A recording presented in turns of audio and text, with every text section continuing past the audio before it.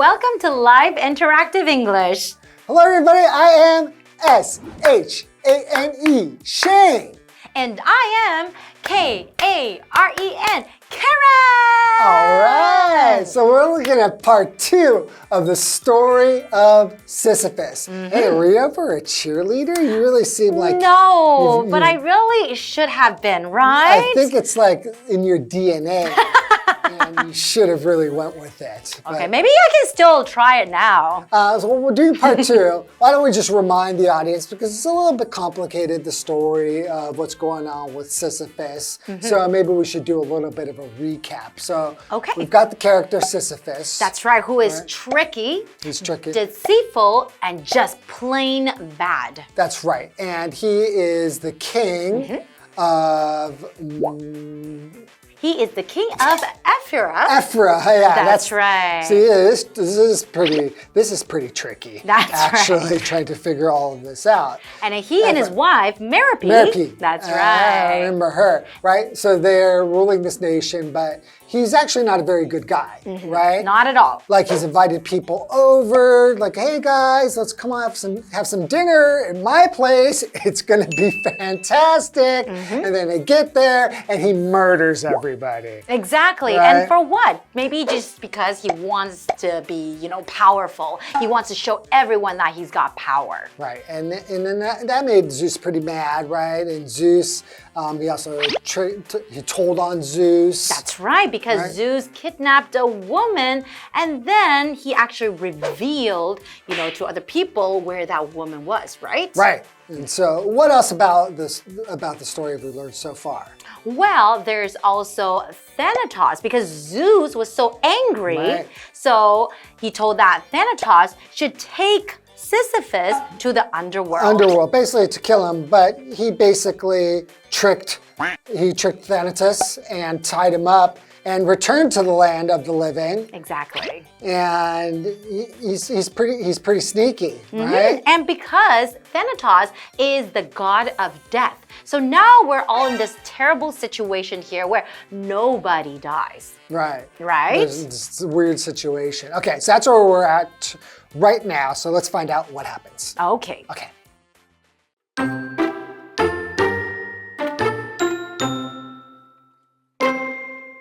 After Thanatos was finally freed, he was sent to collect Sisyphus again. But the cunning king had another plan. Sisyphus had instructed Merope not to bury his body properly. So, when he arrived in the underworld for the second time, he successfully argued that he must return to punish his wife for disrespecting him. He promised he would return to the underworld once he had finished scolding her. But this, you won't be surprised to hear, was a lie. Having avoided death twice, Sisyphus then lived to a ripe old age.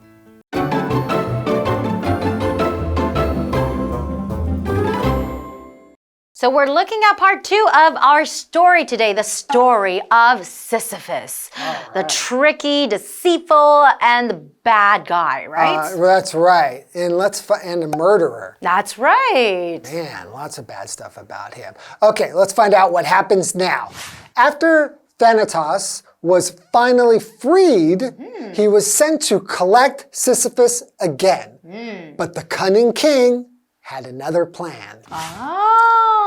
So I was saying he's like a little bit smart too. He's cunning. So basically, if you're cunning, you're skilled at tricking others. So you have to be kind of smart to be able to trick people, right? Like a little bit sneaky kind of, right? Yeah, kind of sneaky. So he has another plan. So cunning, an example sentence could be the cunning thief fooled the police again. So the police wasn't able to catch the cunning thief, right? That's right. Okay, well, let's continue. Sisyphus had instructed Merope not to bury his body properly. Okay. So we know Merope is the wife of Sisyphus, right? So Sisyphus had instructed her not to bury his body properly. So what does it mean to instruct somebody? So to instruct, that is a verb. Instruct means to teach or give information or give directions. So for example, you can say, my father instructed me to clean my room. Basically telling Mary what to do. Yeah. Basically, my father is telling me to clean my room. Right, so he told her, hey, okay, just don't bury me right. Kind of mess it up, right? You know, then that's going to make you look bad, right? That's right. Okay. All right, so when he arrived in the underworld for the second time, he successfully argued that he must return to punish his wife for disrespecting him. Because of not burying him properly, right? That's right. Oh, pretty tricky. He is really, really tricky. But I can't believe they bought it. Yeah, I know. After he already tricked you, so sometimes you find out these gods are very human-like in some ways, that they are not always very super smart. Exactly. Right? Because you've already been tricked once. Why would you believe him again? Exactly. Okay. But nevertheless. This is just Greek mythology. That's right. Okay, let's continue. So he promised he would return to the underworld once he had finished scolding her. But this, you won't be surprised to hear, was a lie. I am of course. Certainly not surprised to hear that. Exactly. So he told the god, basically, he said, I'm going to go back to the land of the living and scold at my wife. But don't worry. Once I'm done, I'll be right back. You can count on me. Keep my seat warm. Yeah, right. So what does it mean to scold somebody? It means to speak in a sharp or angry way. You could also say to yell at somebody. That's right. Okay, so for example, Miss Bellerson scolded her class for making so much noise. Okay. Okay, so having avoided death twice, Sisyphus then lived to a ripe old age. Okay. Okay, so he avoided death twice, so it didn't get just taken right back down. I'm surprised, like Zeus probably knows what's going on, right? That's right. So why doesn't Zeus just instruct him to take him back down again? I have no idea. Maybe they just think that he would just trick everybody once again. Zeus was busy kidnapping women or doing his own thing. He just didn't notice, and there was probably, you know, whatever. Sisyphus is clever, so he was able to get away with it and live to a ripe old age. So what does it mean when you say live to a ripe old age? Well, we know like ripe, we use this usually when we're talking about fruits and vegetables. Right. It means when they become basically ready to eat. They become a little bit softer, or they just become... The color would change. The color will change to the proper color. It just means that basically you are nice and ripe. You're not underdeveloped. So when we say a ripe old age, we just kind of pretty much mean he lived till he was quite old. That's right. Yeah. Okay. Wow. Okay, so what's going to happen next? Is that the ending? Definitely not. There's definitely more coming. So we'll find out after the break. All right.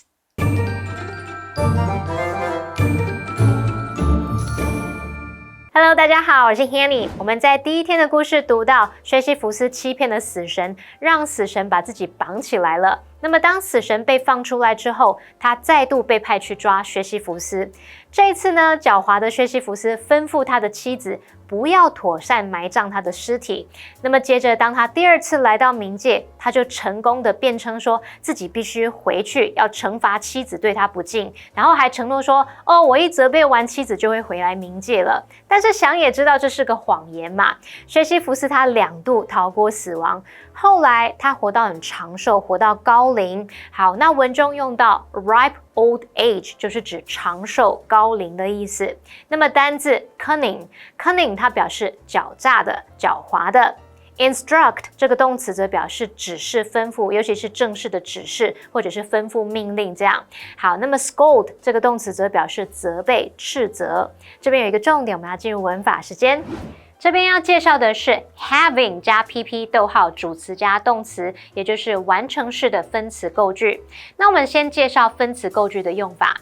连接词在连接主词相同的两个子句时，可以省略连接词跟其中一个主词，然后把它后方的动词改分词。主动的话就是改现在分词，被动的话是把 be 动词改成 being， 然后再进一步省略，只留下过去分词。那我们用例子看会更清楚。She was angered by his words, and she stormed out of the apartment.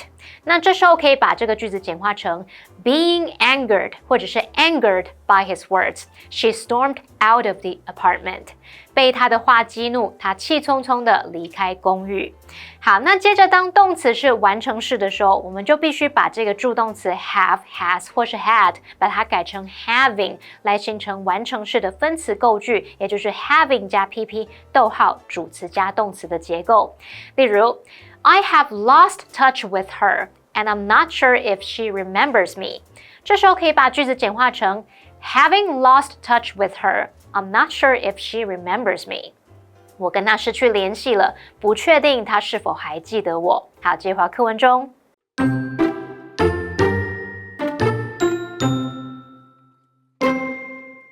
When Sisyphus finally died, Hermes dragged him back to the underworld.The gods were still angered by the king's behavior, so they invented a special punishment for him.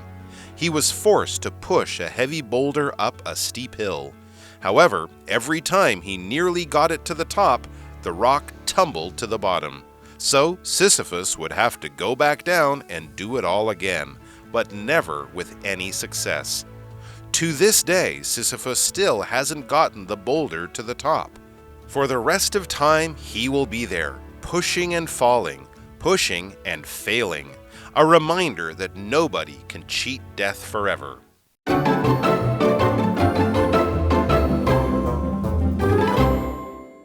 Okay, welcome back, everybody. So before the break, basically, Sisyphus was able to get himself free, right? And he was able to trick Thanatos and have him tied up, and he went back to the world of the living. But basically, when he finally got himself untied, Zeus ordered him again to send him back down to the underworld. And when he went back down to the underworld, before he went back down, he said to his wife, hey, you're going to bury me, right? Totally mess it up. Don't bury me properly. Don't properly bury me. Make it all messed up. I've got a plan. And she's like, what are you thinking? He's like, don't worry, you'll find out. So he gets to the underworld and he's like, oh no, my goodness, Thanatos, my burial was all messed up. So you're going to have to send me back up to the land of the living because I got to scold my wife because she messed this up pretty bad. And I cannot believe that they actually believed him. And he's like, oh, okay. I promise I'll be back. Oh, okay, yeah, no problem. I trust you. Buddy. You go back up. And guess what? He tricked him. That's right. He stayed up there, and not only that, he grew to a ripe old age. He lived until he was really, really old, That's right? Yeah. Okay, well, right now we're going to find out the ending of the story. Okay. Right. Okay. When Sisyphus finally died, Hermes dragged him back to the underworld. That's right. So Hermes, I guess, is probably another god, right? Right. Okay, so the gods were still angered by the king's behavior. So they invented a special punishment for him. Ooh, a special punishment. So he thinks now he got away with it, right? He's like, I tricked all these people and I've lived to a ripe old age, but no. One day you're going to have to die again, right? So finally when he dies, they've got a special punishment waiting for him. He was forced to push a heavy boulder up a steep hill. Ah, a boulder is like a rock, right? A big rock, a big giant rock, right. So he was forced to push the heavy boulder up a steep hill. Right. And then what happens? However, every time he nearly got it to the top, the rock tumbled to the bottom.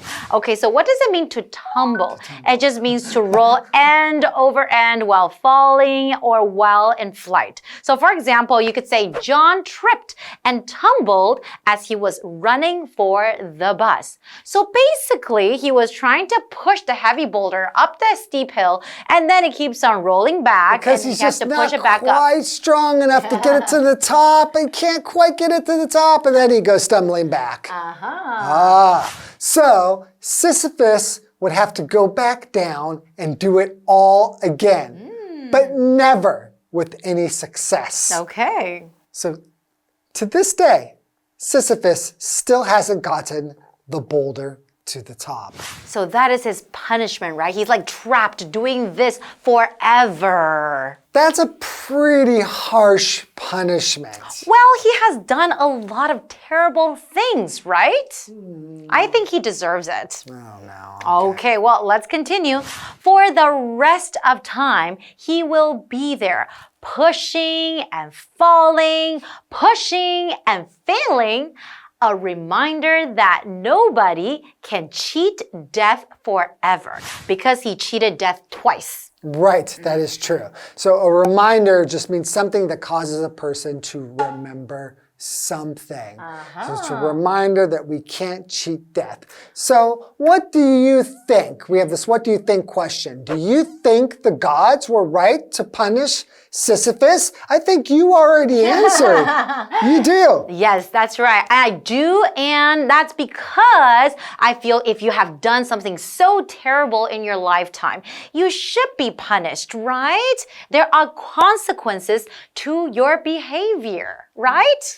Yeah. What do you think? Do you not think that he should be punished? Okay, I do think he should be punished. But I think that the punishment was too harsh. You think so? For eternity, forever and ever, you have to do that. I mean, Sisyphus is pretty smart, right? So he could probably just like stop pushing the boulder to the top and just give up and just sit around and play PlayStation or something. I don't think he would have PlayStation. Yeah, there's a PlayStation down there. Nope, I don't think so. So yeah, there might be people just like forcing him to keep doing this over and over and over and over again. But to me, that seems like a little bit too harsh of a punishment. But then again, he did murder all those people for no reason. He's done terrible, terrible things. Boy, I don't know. That's pretty tough. But he definitely deserved to be punished. That's right. But not just because he cheated death. I think more for the stuff that he did while he was living. Exactly. Because who wants to die? Nobody. I'd like to get out of death too. Okay. All right. Well, that's all the time we have for today. Hopefully you enjoyed this lesson on Sisyphus and learn a little bit of Greek mythology. I certainly did. And learn not to try to cheat death. Exactly. Okay. And we'll see you guys next time. Okay. Bye-bye. Bye-bye.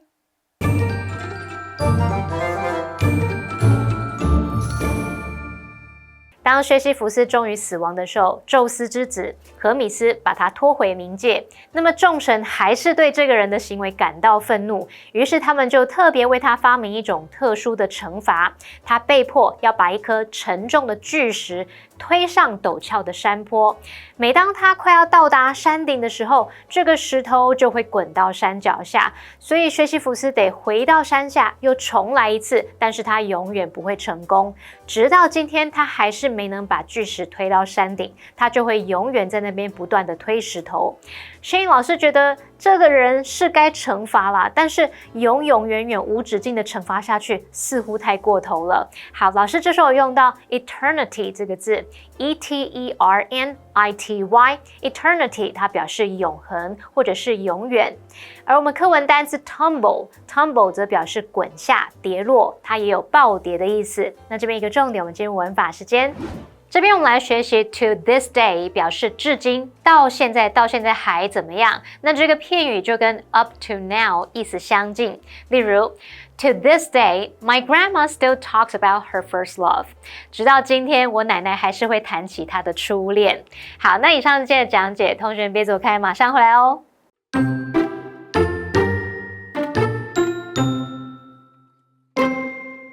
After Thanatos was finally freed, he was sent to collect Sisyphus again. But the cunning king had another plan.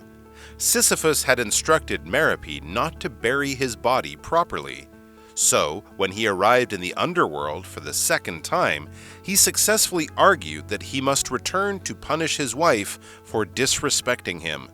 He promised he would return to the underworld once he had finished scolding her, but this, you won't be surprised to hear, was a lie. Having avoided death twice, Sisyphus then lived to a ripe old age.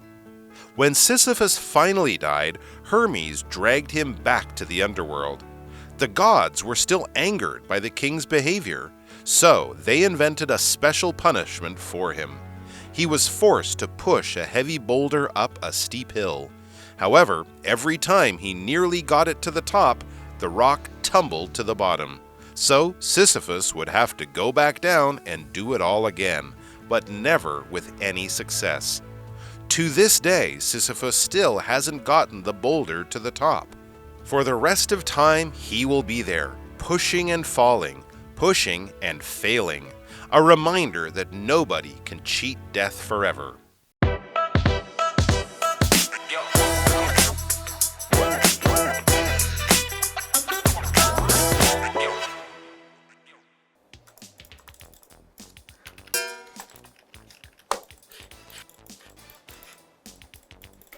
Yes! Another win! I'm on a roll today! Karen, you've been playing for hours. Don't you think it's time for a break? Go out, touch grass? Touch grass? What grass? We're indoors. No. Touch grass is a saying. It just means to step away from the screen, maybe go outside, get some fresh air. Fine.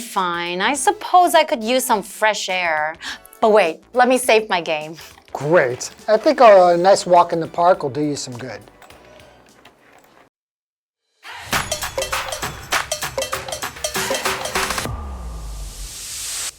Hello everyone, today's phrase is touch grass. And no, it doesn't literally mean to touch grass with your hands.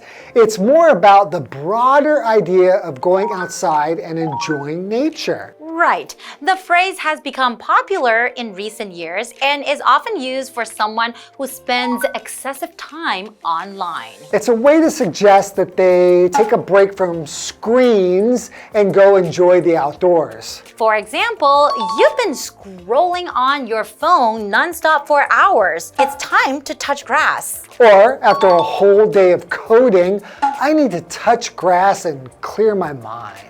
And that's all for today. Don't forget to touch grass every once in a while to keep yourself balanced and refreshed. Okay, see you guys next time. Bye-bye. Bye-bye.